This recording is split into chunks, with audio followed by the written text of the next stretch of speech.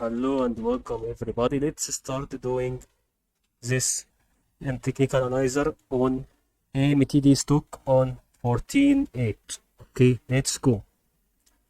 When we want to know whether this would make such a wave, okay, this part where it is started from here to make an increase or decrease. Okay, so what should we do here if the waves looks like that? Okay, here is a single thing that it is making a decrease in momentum. So whenever you see a rebound from the gray trend line, okay, you will see that this rebound means that is an increase in momentum. If you saw that it passed through the gray line and went down and rebounded by the light blue trend line, you will see that it means that it decreased in momentum.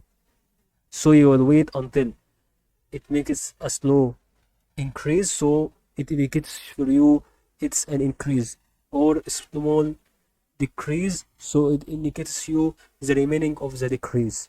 But I think that you should wait until it decreases to its 1 USD, for example, and you can start investing from here. And also it may goes to rebound for the future after it decreases in momentum. That's what we wanted to explain on AMTD stock.